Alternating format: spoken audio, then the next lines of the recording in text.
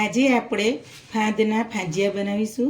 એના માટે જો આ ખેતરમાં વેલા ઉપર થાય છે, વેલા ઉપર આવા ફાંદા થાય એ આપણે લાઈન અને ફાંજિયા બનાવવાના છીએ. જો આવા પાન હોય ફાંજના, તમે વેલા ઉપર જો ગામડામાં ખેતરની અંદર વેલા હોય એની અંદર આવે ફાંજ થાય છે, એમાંથી આપણે હવે આને આપણે સમારી લઈશું. એના રીતના આપણે દાંડી કાઢી લઈશું. પહેલાં આવી કડક જે દાંડી હોય એ આપણે બધી કાઢી લઈશું અને પછી ઝીણી ઝીણી સમારી લઈએ. ચાર પાંચ પત્તા ભેગા કરી અને આ રીતના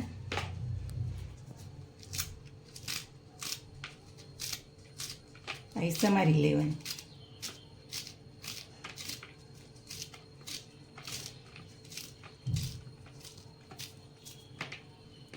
જો આવી સમારી લેવાની. હવે આપણે બધી સમારી લઈશું આ રીતના. હવે આપણી ફાંજો સમારી દીધી સરસ. હવે આપણે એને 2-3 પાણીમાં ધોઈ નાખીએ.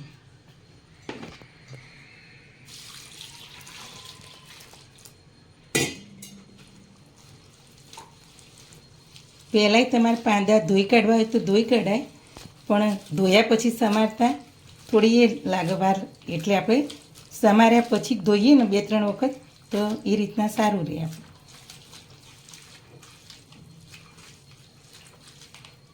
હવે આપણે 3 પાણીમાં ધોઈ કાઢીએ. હવે ચલો લોટ બાંધી કાઢીશું. આપણે એક મોટો વાટકો બાજરીનો લોટ લીધો, ચારીને મેં લીધેલો છે. હવે એની અંદર આપણે 3 ચમચી જેટલો ચણાનો લોટ નાખીશું. આ લોટ મેં ચારીને રાખેલો છે.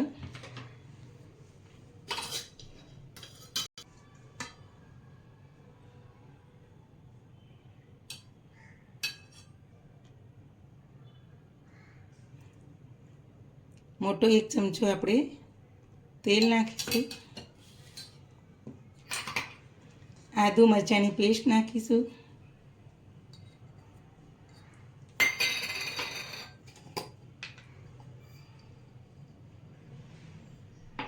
એક નાની ચમચી જેટલો અજમો આપણે હાથથી મસળી નાખીશું.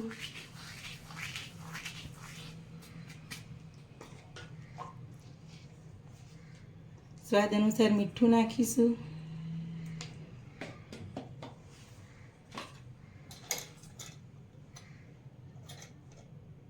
અડધી ચમચી જેટલો હળદર નાખીશું.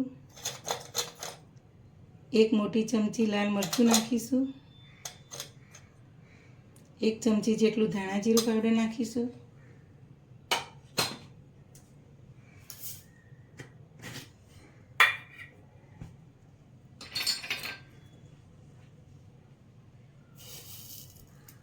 એક ચમચી જેટલી ખાંડ નાખીશું. તમારે જો ગરપણ ના ખાતા હોય તો સ્કીપ કરી શકો ખાંડને.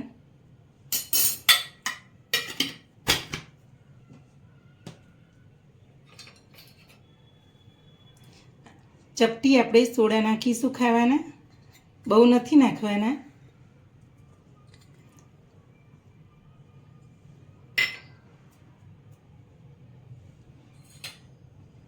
એક ચમચી જેટલો લીંબુનો રસ નાખીશું. આપણે બધું પહેલાં મિક્સ કરી દઈશું.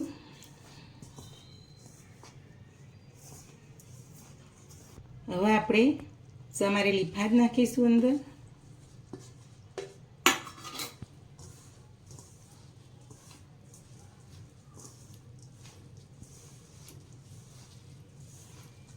બધું મિક્સ કરીને સરસ લોટ બાંધી દઈશું. આપણે થોડું થોડું પાણી લઈને અને લોટ કઠણ જ બાંધવાનો છે, બહુ ઢીલો નહીં, બહુ કાઠો નહીં. રીતના બાંધીશું કે ઢીલો બંધાશે તો પછી આના વેલણિયા ના વણાય.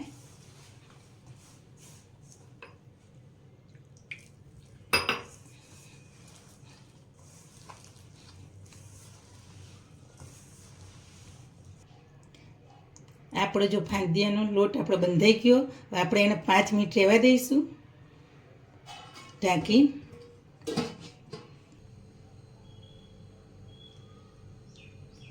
હવે આપણો 5 મિનિટ લોટ ન થઈ ગઈ. એક બાજુ આપણે આ રીતે તૈયારી કરી દઈએ. જો આ થાળી લીધી એના અંદર આપણે તેલ લગાવી દઈશું.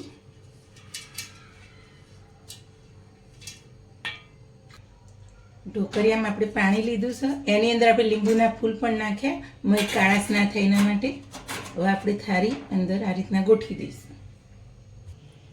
હવે આપણે આ રીતના લોટના જે રીતના આપણે મુઠિયા જેવડા બનાવે એ પ્રમાણે આપણે આ રીતે લુવા પાડી દઈશું.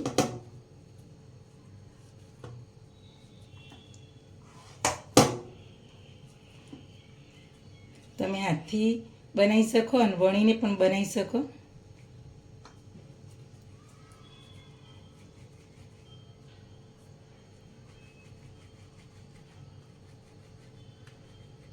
જો આ રીતના બનાવી શકો અને આના ઉપર આપણે ઓરસિયા પર આ રીતના વણી પણ બનાવી શકો. તમે જેવડી સાઈઝ બનાવી એ રીતના તમે બનાવી શકો. આ રીતના આપણે બધા મુઠિયા બનાવી લઈએ.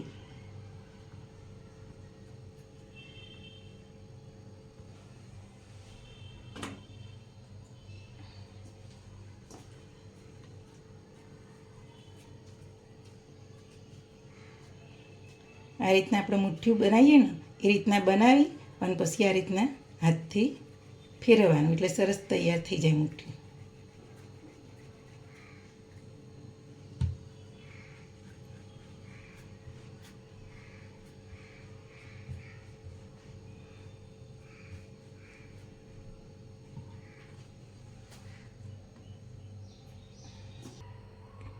હવે આપણે બધા ફાંદિયા અહીંથી એના મુઠિયા બનાવી લીધા. હવે આપણે ગેસ ચાલુ કરીશું.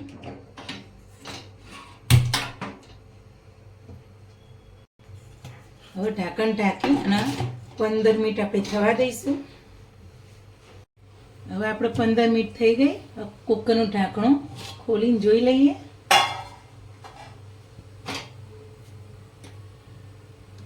જો આપણા ફાંદિયા સરસ ચડી રહ્યા છે.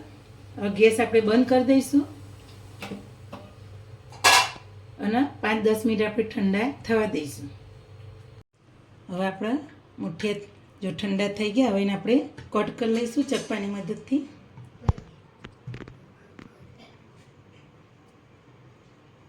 તમારે જેવડા પીસ રાખવા એ પ્રમાણે આ રીતના કટ કરવાના. નાના મોટા જે રીતના રાખવા એ રીતના કટ કરવાના.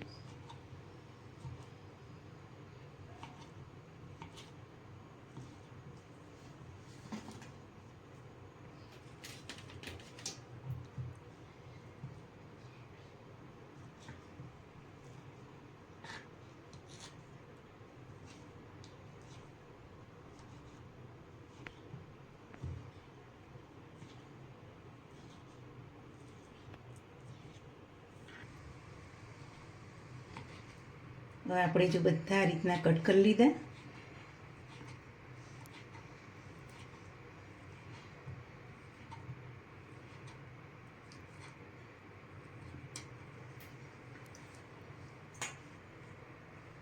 જો આ રીતના આપણે કટ કરી લીધા. હવે આનો આપણે વઘાર કરી દઈશું. ચાલો હવે આપણે ગેસ ચાલુ કરી અને વઘાર કરીશું.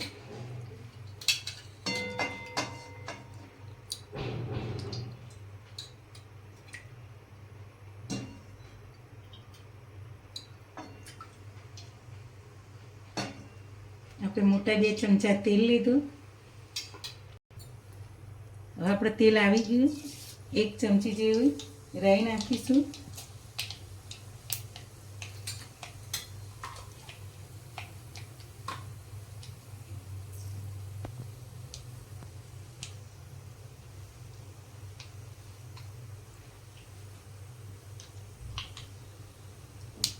નાની અડધી ચમચી હિંગ નાખીશું.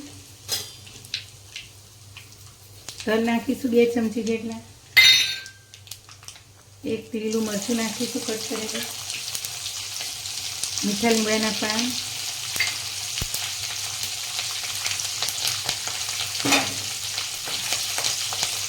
હવે આપણે ભજીયા નાખી દઈશું કટ કરેલા.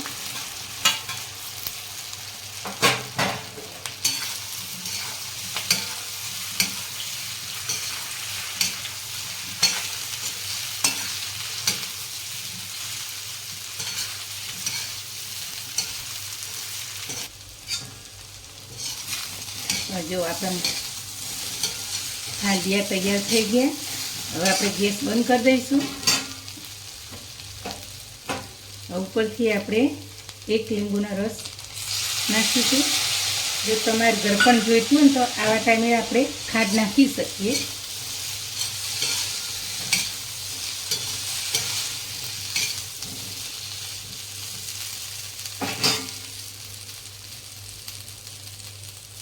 ઉપરથી આપણે હવે કોથમીર નાખીશું.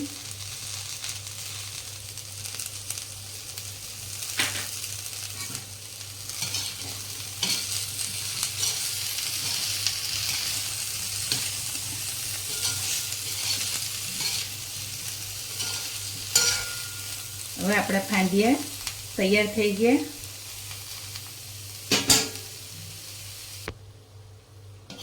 હવે આપણા ફાંદિયા તૈયાર થઈ ગયા. હવે સર્વિંગ પ્લેટમાં આપણે લઈ લઈશું.